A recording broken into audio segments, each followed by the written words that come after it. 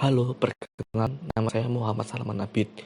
Setelah kemarin di batch 1, saya sudah menjelaskan tentang MongoDB query dan aggregation.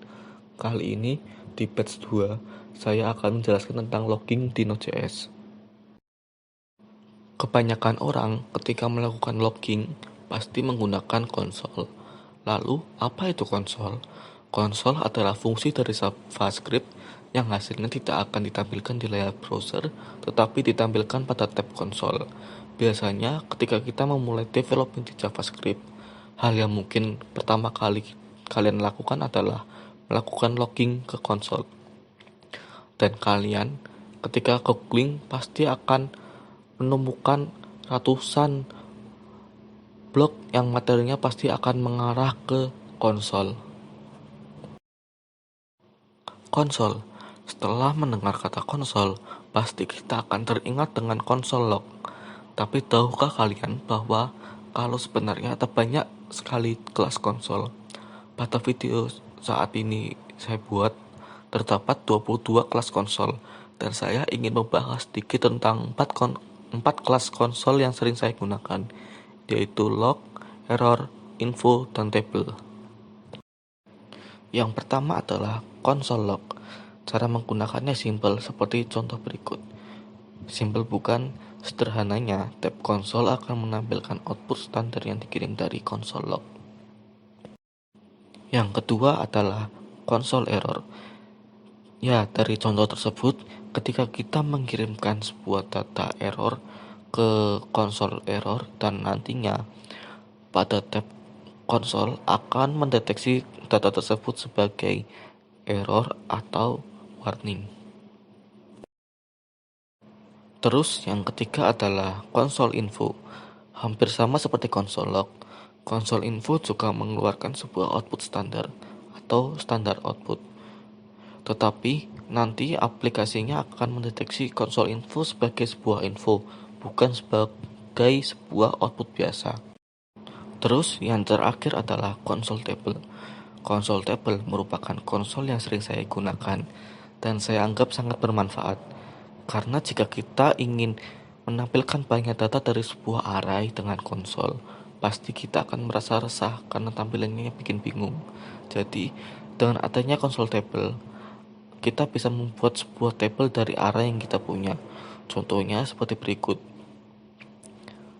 Dari beberapa contoh tadi, dapat kita ketahui bahwa semua itu terlihat sama. Akan tetapi, berbeda saat dideteksi oleh sistem. Jika kalian melihat di Node.js documentation, kalian akan melihat bahwa console log itu mengeluarkan output standar output atau stdout, sedangkan console error mengeluarkan stdr atau standar error. Jadi, setiap proses itu mempunyai 3 default stream, yaitu stdin atau standar in, stdout atau standar output, dan stdr atau standar error. STTIN menghandle input yang datang dari sebuah proses yang dikirim oleh datamu. Contohnya, ketika kita menekan sebuah button dan nantinya kita akan dialihkan ke sebuah output. Lalu stdout. Stdout itu untuk mengeluarkan output, dan yang terakhir stdr untuk mengeluarkan message error.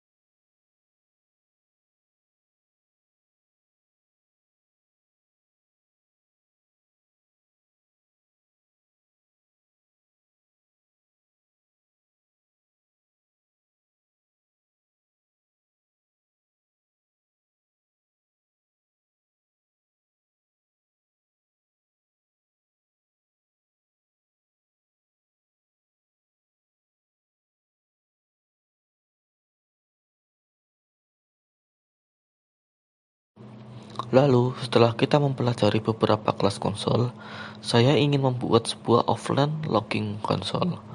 Apa itu offline logging? Ketika kita melakukan sebuah log menggunakan konsol, log tersebut secara default akan ditampilkan di sebuah tab browser atau terminal server secara real time atau secara langsung. Jadi, saat kita akan mencari sebuah log yang kita butuhkan, maka kita akan susah untuk mencarinya. Untuk membuatnya, kita perlu mengambil kelas konsol yang ada pada konsol. Langsung mari kita lihat contoh kodenya. Untuk membuatnya, yang pertama kali kita harus lakukan adalah membuat file untuk menyimpan lognya. Di sini, saya menggunakan bantuan dari file system untuk membuat filenya. Setelah itu, kalian lihat di variabel logger. Untuk menggunakan kelas konsol, kita perlu 3 option, yaitu output, error output, dan ignore error.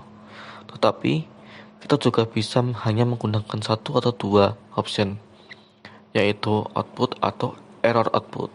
Lalu, kita tinggal memasukkan mana yang akan kita simpan.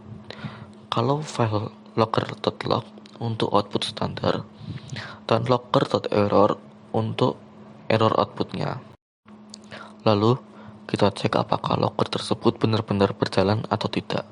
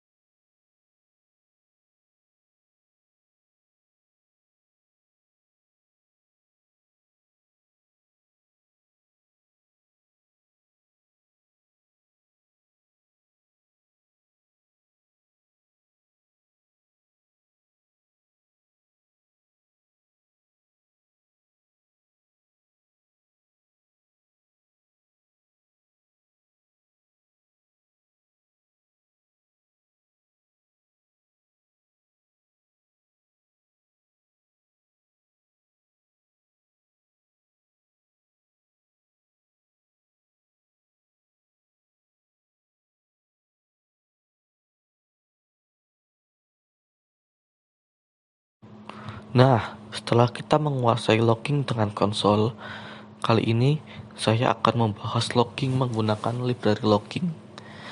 Ada 3 library yang terkenal, yaitu Pinot, Winston, dan Roar.